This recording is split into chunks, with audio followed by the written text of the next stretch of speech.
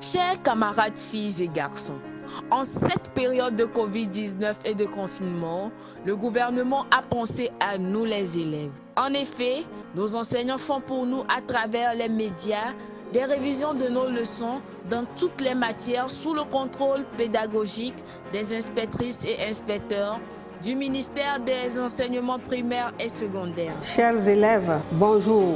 Aujourd'hui, nos séances de révision ou de rappel vont se faire en édu civique. Nous allons passer une leçon de grammaire sur les types de phrases. Inspectrice de l'éducation nationale, nous avons passé les cours de géographie sur les cours d'eau et nous avons vu également la végétation du Togo. Nous allons travailler avec vous sur les techniques de dessin. Pour faire le dessin d'un pilon, j'ouvre mon cahier de dessin. Nous allons revoir les techniques d'utilisation des lignes droites pour faire le dessin d'une table. J'ai eu à vous entretenir sur qu'est-ce que la famille, les différents types de familles. Nous parlerons de la politesse, comment demander pardon, comment s'excuser.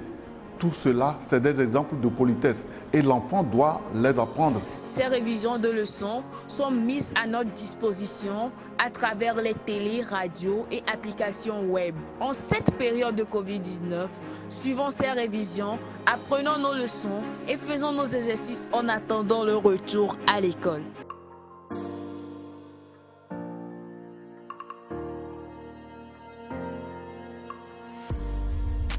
Chers parents, chers élèves du CM2, chères téléspectatrices et téléspectateurs, bonjour. Mon nom est Tevouin Kokou, directeur à l'EPP Tokoin Dadji, dans l'inspection pédagogique Lomé Centre.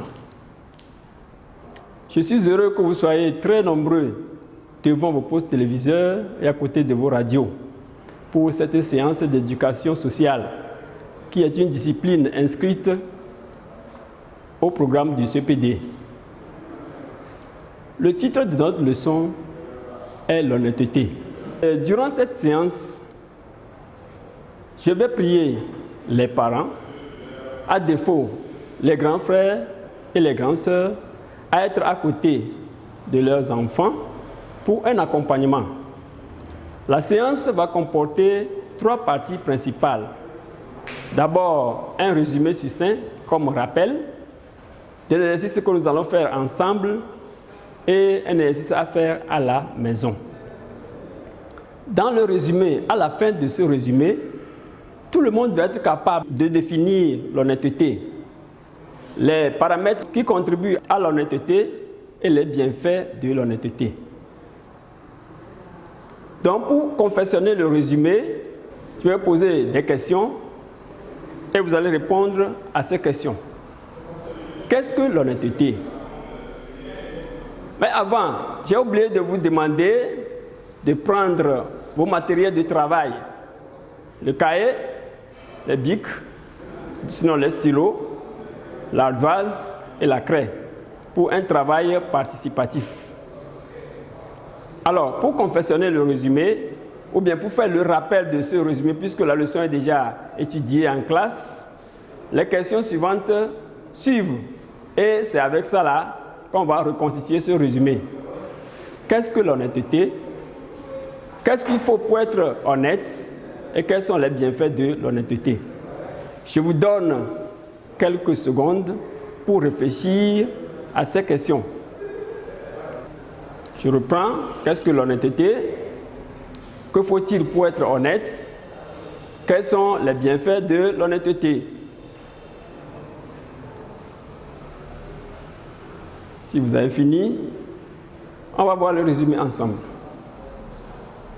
L'honnêteté est la qualité de celui qui est honnête. La personne honnête est celle qui ne cherche pas à s'approprier des biens qui ne lui appartiennent pas. Elle ne cherche pas à faire de faux profits. C'est une personne qui n'aime pas tromper les autres. Pour être honnête, il faut éviter le mensonge. Arrêtez de se comparer aux autres. Évitez les comportements qui provoquent les autres. Les bienfaits de l'honnêteté sont le respect des autres, la considération, la confiance de tout le monde. Maintenant, nous allons passer aux exercices qui seront des questions et réponses. Dis oui ou non s'il y a des actes honnêtes. Nous allons citer des cas. Vous allez dire si oui ou non il y a des actes honnêtes. Yawa a une pièce de 200 francs. Elle achète chez une revendeuse pour 50 francs. La revendeuse confondait la pièce de 200 francs avec celle de 250. La revendeuse a remis 200 francs à Yawa. Yawa a constaté l'erreur de la dame, mais est reparti avec le reliquat. Je reprends. Yawa a une pièce de 200 francs. Elle achète chez une revendeuse pour 50 francs. La revendeuse confondait la pièce de 200 avec celle de 250. La revendeuse a remis 200 francs à Yawa. Yawa a constaté l'erreur de la dame, mais est reparti avec le reliquat. Vous allez dire si oui ou non il y a un acte, bien cet acte-là est honnête. Vous réfléchissez un instant.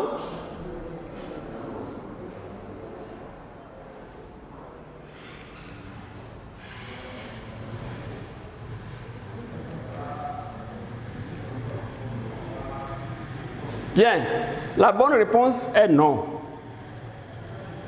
Yawa n'a pas été honnête.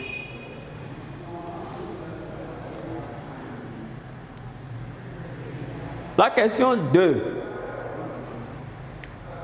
Tata a promis aider son ami à acheter ses fournitures estimées à 15 000 francs. Arrivé à la boutique, on lui fait une remise de 10%. Tata a remis les fournitures et le reliquat intégralement à son ami. Je reprends la situation. Tata a promis aider son ami à acheter ses fournitures estimées à 15 000 francs. Arrivé à la boutique, on lui fait une remise de 10%. Tata a remis les fournitures et le reliquat intégralement à son ami. Est-ce que cet acte-là est honnête ou pas? La bonne réponse est oui. Je crois que tout le monde a trouvé ça. Ça saute aux yeux. La troisième question. Vous écoutez attentivement ceux qui sont à côté de leur poste radio. Ceux qui sont à la télé regardent attentivement l'écran. Alakpator a donné rendez-vous à son ami de Maniala pour un travail de groupe. À l'heure convenue, de Maniala a attendu en vain son ami Alakpator qui n'est jamais arrivé. Je reprends. Alakpator a donné rendez-vous à son ami de Maniala pour un travail de groupe. À l'heure convenue, de Maniala a attendu en vain son ami Alakpator qui n'est jamais arrivé. Est-ce que dans cette situation-là, est-ce que l'acte est honnête ou pas? Réfléchissez. Je crois que vous n'avez pas besoin de beaucoup de temps pour donner la réponse.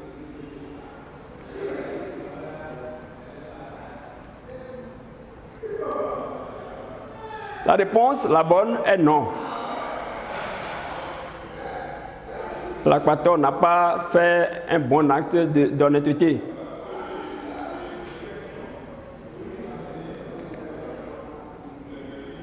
Bien, une autre série d'exercices dit oui ou non s'il y a des actes honnêtes.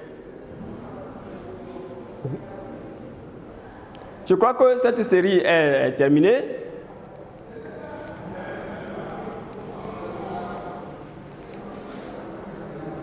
Nous entamons la troisième phase qui est l'exercice à faire à la maison. Vous allez suivre attentivement ce que je vais dire. Ceux qui sont à la télé, regardez bien l'écran. Ceux qui sont à côté de leur poste radio, écoutent attentivement.